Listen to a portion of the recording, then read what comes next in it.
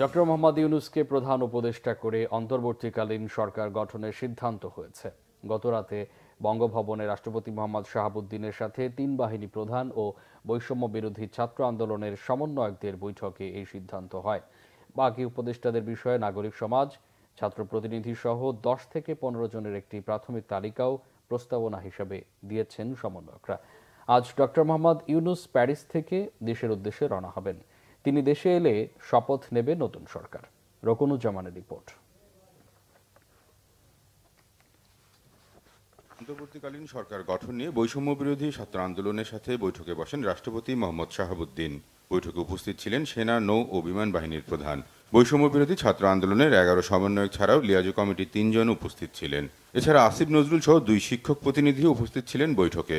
বৈঠক শেষে রাত 11:30টার দিকে বঙ্গভবন থেকে বেরিয়ে আসেন বৈষম্য বিরোধী ছাত্র আন্দোলনের সমন্বয়করা। বৈঠকে ডক্টর মোহাম্মদ ইউনূসকে প্রধান উপদেষ্টা করে অন্তর্বর্তীকালীন সরকার গঠনের বিষয়ে সিদ্ধান্ত হয়। আমরা প্রাথমিকভাবে আমাদের অন্তর্বর্তীকালীন সরকারের জন্য সরকারের প্রধান উপদেষ্টা হিসেবে সর্বজন গ্রহণযোগ্য নোবেল পুরস্কার বিজয়ী আন্তর্জাতিক খ্যাতিসম্পন্ন ব্যক্তিত্ব ডক্টর মোহাম্মদ ইউনূসের নাম প্রস্তাব করেছিলাম এবং আজকে মহামান্য রাষ্ট্রপতিও সম্মতি দিয়েছেন ডক্টর মোহাম্মদ ইউনূসকে প্রধান করেই অন্তর্বর্তীকালীন সরকার দ্রুত সময়ের মধ্যে গঠন করা হবে। ওনার একটি মাইনর অপারেশন আজকে হয়েছে। উনি আগামীকালই দেশের উদ্দেশ্যে রওনা হবেন। হয়তো আগামীকাল রাতে অথবা পরশুদিন সকালের মধ্যে উনি দেশে এসে পৌঁছাবেন এবং এর মধ্যেই আমাদের তালিকাটিও চূড়ান্ত হয়ে যাবে এবং হয়তো আমরা 24 ঘন্টা বা তারও কিছু সময়ের মধ্যে অধিক কিছু সময়ের মধ্যেই আমরা পূর্ণাঙ্গ যে সরকার অন্তর্বর্তীকালীন সরকারের শপথ যে বিষয়টি সেটি আমরা করে ফেলতে পারবো।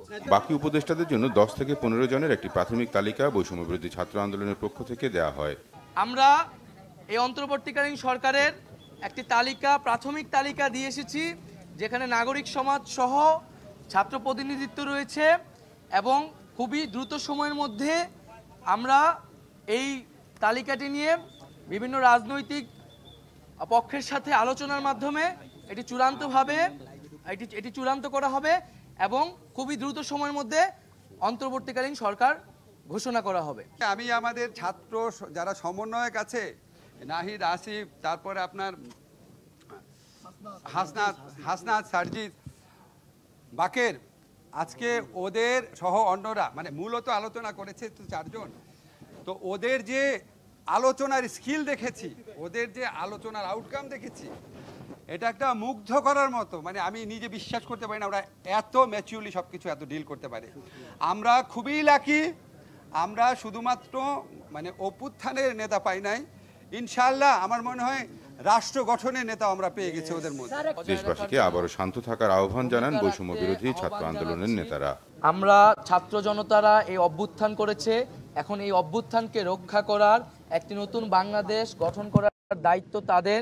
যারা আমরা দেখেছি বিভিন্ন ধরনের নাশকতা করা হচ্ছে, হামলা করা হচ্ছে, পরিকল্পিতভাবে করে এই আন্দোলনকে নস্যাৎ করার চেষ্টা করা হচ্ছে। আমরা সকল প্রতি আহ্বান থাকবে এই ধরনের লুটপাট হামলাকে রুখে দিবেন এবং যারা সংবাদকর্মী আছেন তাদের প্রতি সর্বোচ্চ সহযোগিতা করবেন এবং আপনারা থানাগুলোকেও প্রয়োজনে পাহারা দিবেন।